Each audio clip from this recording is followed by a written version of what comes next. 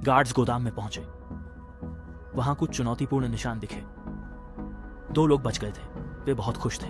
उन्होंने जहाज छोड़ने का निर्णय लिया। उन्हें नहीं पता था कि जहाज बर्फ की चट्टान के करीब था। सभी ऑपरेटर्स ने सुरक्षा उपाय सक्रिय कर दिए। स्टीयरिंग मैन ने दिशा बदलने की कोशिश की, फिर भी जहाज बर्फ की चट्टान की ओर बढ़ता रहा। हालत देखकर सभी वाल्व बंद कर दिए गए। इंजन उलट गए, गति कम होने लगी।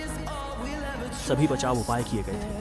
ऑपरेटर्स प्रार्थना कर रहे थे कि बर्फ की चट्टान से बच जाए, लेकिन उन्होंने प्रकृति को कम आंका। छोटा बर्फ का टुकड़ा गहरी चट्टान का हिस्सा था। जहाज का किनारा अचानक टकरा गया। भारी आवाज ने तुरंत सबको चौंका दिया। उनका चुंबन टूट गया। कोयला भंडार प्रभावित हुआ। कुछ पाइप फट गए, पानी भरने लगा। कामगार बिखर गए। सुपरवाइजर ने व्यवस्था बनाए रखी। उसने बाहर निकलने का आदेश दिया। लोहे के दरवाजे बंद कर दिए गए। लोग सोच रहे थे कि यह झूठा अलार्म था। तीसरी श्रेणी के केबिन पानी में डूब गए। यात्री चूहों के पीछे भाग रहे थे। जहाज से बाहर निकलते वक्त प्रथम श्रेणी के केबिन में महिलाएं खाना मंगवा रही थीं। कुछ पुरुष आइस हॉकी खेल रहे थे। केवल कप्तान और डिजाइनर ही स्थिति की गंभीरता समझ रहे थे। रोज और उसके साथी तुरंत चेतावनी देने दौड़े। दूसरी ओर कार्ल ने जाल बिछा दिया था। जैक को इसका कोई अंदाजा नहीं था। गार्ड ने उसकी जेब में हाथ डाल दिया। जैसे ही वह अंदर आया, कार्ल ने तलाशी का आदेश दिया। पोर्शन हार्ट तुरंत मिल गया। जैक के पास कोई सफाई नहीं थी। उसका सूट भी उसका नहीं था। वह और भी संदिग्ध लग रहा था। हेड गार्ड ने उसे गोदाम में ले जाकर बांध दिया। वह गार्ड्स की निगरानी में था। उच्च अधिकारी दुर्घटना पर निर्णय ले रहे थे। अब 5 निचले हिस्से में पानी भर चुका था। अब जहाज का अगला हिस्सा पहले पानी में समा जाएगा, फिर यह धीरे धीरे पूरे जहाज में फैल जाएगा। 2 घंटे से भी कम समय में जहाज पूरी तरह डूब जाएगा। समस्या यह थी कि जहाज पर जीवन रक्षक नौकाएं कम थीं। इसका मतलब था कि 2200 यात्रियों में से केवल आधे ही बच पाए। डिजाइनर इस बात से बेहद चिंतित थे। उपाध्यक्ष ने जल्दी करने को कहा। डिजाइनर ने कहा, जहाज डूबेगा। तभी आपदा का एहसास हुआ।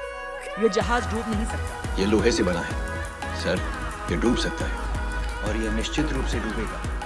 ये एक गणितीय सच्चाई है। मुझे लगता है कि आपको अपनी सुर्खियां मिल सकती हैं श्रीमान इसमें।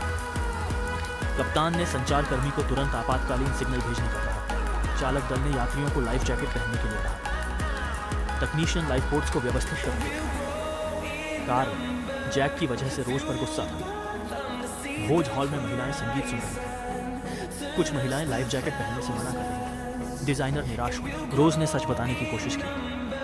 वह चाहती थी कि परिवार जल्दी लाइफ बोट पर चढ़ जाए, लेकिन निचले डेक के यात्री अंदर बंद थे। कप्तान ने महिलाओं और बच्चों को पहले निकालने का आदेश दिया। वायलिन वादक ने खुश धुन बजाई। संगीत के बीच चेतावनी लाइनें खराब हो गईं। बच्चों ने इसे आतिशबाजी समझा। जैक ने खिड़की से मारने का इरादा रखा। वह हथकड़ी की चाबी भी ले गया। दूसरी तरफ कारखाने के लोग आपदा नहीं समझ रहे थे। क्या लाइफ बोट्स में बैठने की व्यवस्था वर्ग के अनुसार होगी? और मुझे उम्मीद है कि वे ज्यादा भीड़ भरी नहीं होगी। ओह माँ, ये बहुत ही भयानक स्थिति है। चुप रहो। क्या तुम्हें यह बात समझ में नहीं आ रही है? पानी बेहद ठंडा है। नावें बिल्कुल भी पर्याप्त संख्या में नहीं है। इस जहाज पर आधे लोग मरेंगे। कोई अच्छे लोग नहीं बचे हैं। कार्ल ने किसी की परवाह नहीं की। रोज को लगा कि जैक फंस गया है। वह तेजी से जैक की ओर दौड़ी। कार्ल ने उसे पकड़ लिया। वह कार्ल की पकड़ से नहीं छूट सकी।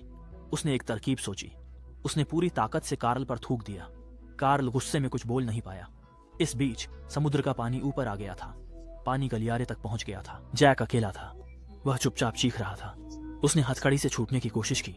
उसे निराशा और दर्द मिला। सौभाग्य से रोज को समाधान मिल गया था।